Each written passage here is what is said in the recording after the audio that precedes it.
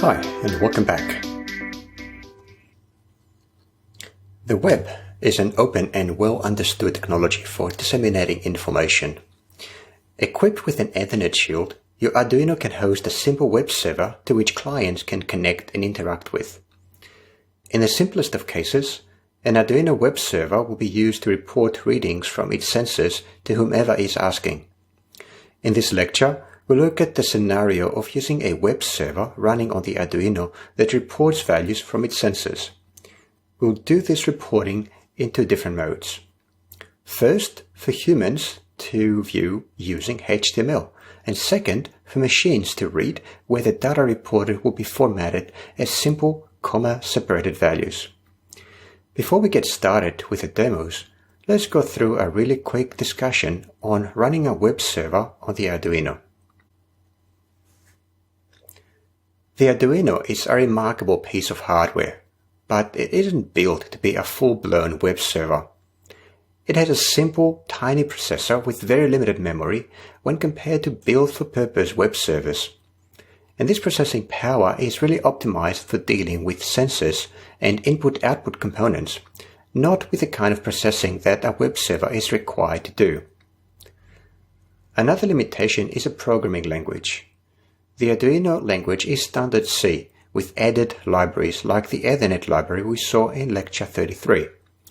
It is a bare minimal language that is fairly close to the hardware so that it can be compiled efficiently for the Atmega microcontrollers, and as a result, it doesn't have the kind of programming sugar that high-level languages like Ruby and PHP have.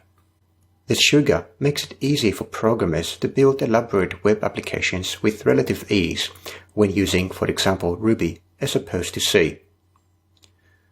For example, take images. A JPEG image you find in a simple website may be 15 or 20 kilobytes in size. The Arduino Uno only has room for 32 kilobytes in its RAM, so the image will not fit, and we need to store it in an SD card or on another web server and make a reference to it from the Arduino sketch. What about SSL encryption? This is a standard feature for most non-trivial websites these days, but the Arduino simply does not have the computational power required to support SSL.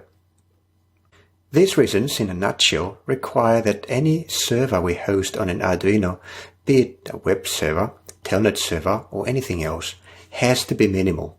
Minimal because we don't have much memory to spare, because programming anything more complicated will take a lot of programming effort, and because we want to maintain CPU resources for sensing and control, rather than reporting.